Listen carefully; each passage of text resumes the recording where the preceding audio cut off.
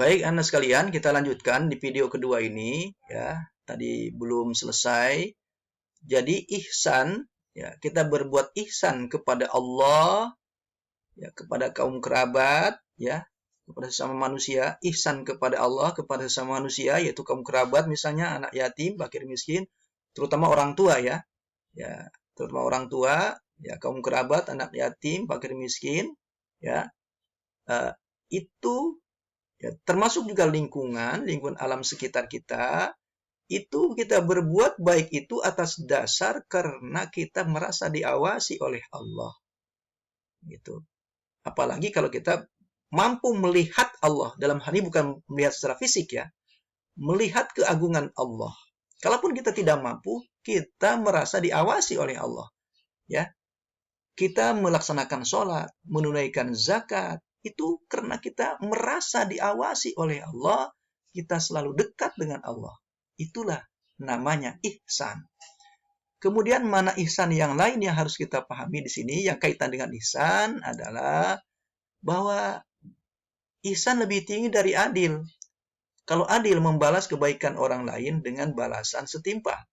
Ihsan memberikan kebaikan kepada orang lain meskipun ia tidak pernah berbuat kebaikan kepada kita. Ini dicontohkan oleh Allah, wa ahsin kama ahsanallahu ilaik.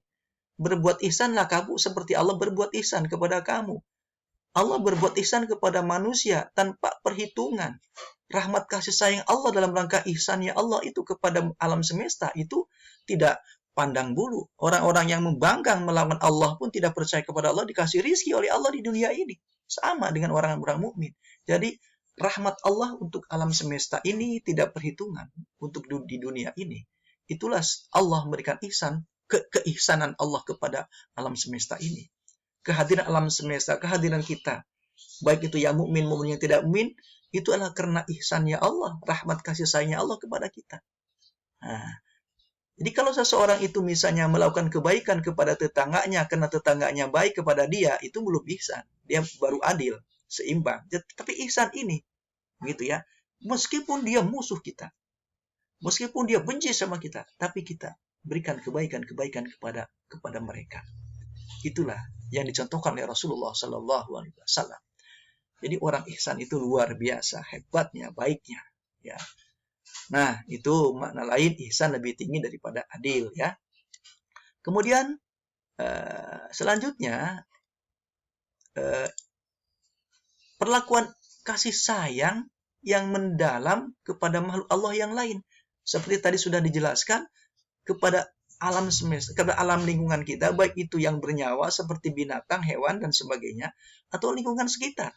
Misalnya lingkungan tumbuh-tumbuhan ya, atau misalnya ya pokoknya lingkungan sekitar kita lah ya. Kan kita dianjurkan untuk berbuat islah kepada lingkungan, jangan bikin kerusakan. Wala tufsidu fil ardi, kata Allah, janganlah kamu berbuat kerusakan di muka bumi ini. Ya, berislah, bikin islahlah kalian. Ya, memberikan perbaikan-perbaikan kepada lingkungan kalian. Seperti Allah telah memberikan perbaikan-perbaikan kepada kalian semuanya, kepada alam semesta ini. Ya. Sampai ketika ya, di dalam hadis ini dikatakan ya, yang kita baca, Anshaddad ibni Ausin qala sintani hafiztuhuma an Rasulillah sallallahu alaihi wasallam qala innallaha katabal ihsan ala kulli syai'in wa idza qataltum fa ahsinul qitlah wa idza dzabhtum fa ahsinu dzibha fasinu dzabha wa yuhidda ahadukum syafratahu fal yufrih dzabihatahu. Artinya dari Shaddad bin Aus bahwa Rasulullah SAW bersabda, sesungguhnya Allah telah mewajibkan berbuat ihsan atas segala sesuatu. Maka apabila kamu membunuh, hendaklah membunuh dengan cara yang baik. Dan jika kamu menyembelih, maka sembelihlah dengan cara yang baik. Dan hendaklah menajamkan pisaunya dan menyenangkan hewan sembelihannya. Begitu ihsannya ya, kita ini harus kepada orang lain. Sampai ketika kita membunuh pun, lah, bagaimana membunuh ihsan? Ya, bagaimana kita membunuh dengan ihsan? Artinya kan gini, bisa contoh misalnya kan di dalam hukum Islam itu ada yang namanya kisos. Kalau si A membunuh si B, maka si A harus dibunuh lagi. Oleh siapa? Oleh algojo atau oleh petugas negara. Nah, memperlakukan si A yang telah membunuh si B ini, itu juga caranya membunuhnya itu dengan cara yang baik, dengan cara ihsan, jangan disakitin. Ya, kalau bisa sekaligus mati, langsung tembak sekaligus mati atau dipenggal lehernya. Itu kisos, hukum kisos.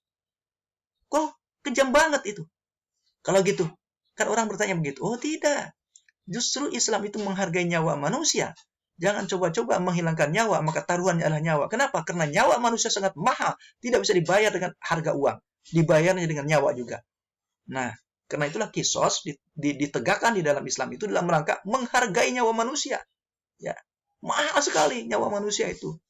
Nah, beda dengan hukum-hukum yang lain. Orang membunuh hanya di penjara 5 tahun atau dibayar ya 1 miliar. Oh, nggak bisa dalam Islam. Nyawa itu mahal, nggak bisa dibayar dengan penjara, nggak bisa dibayar dengan harga materi. Dia harus dibunuh lagi.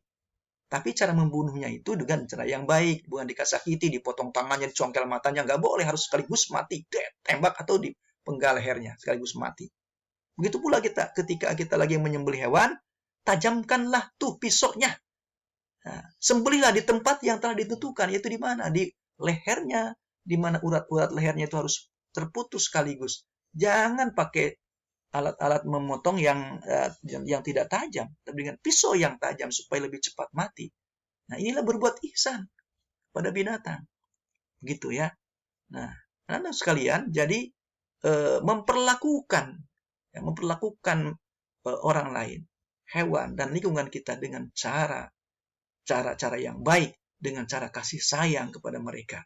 Sekalipun kita memang harus membunuh hewan dalam rangka untuk disembelih, dimakan dagingnya, itu dengan cara-cara yang baik, tidak boleh disakiti, ya dipukulin kepalanya, tidak boleh.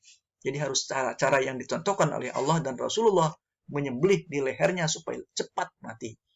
Itulah ketentuan di dalam Islam, dan inilah makna ihsan sesungguhnya. Sekali lagi, ihsan itu adalah esensi substansi ibadah.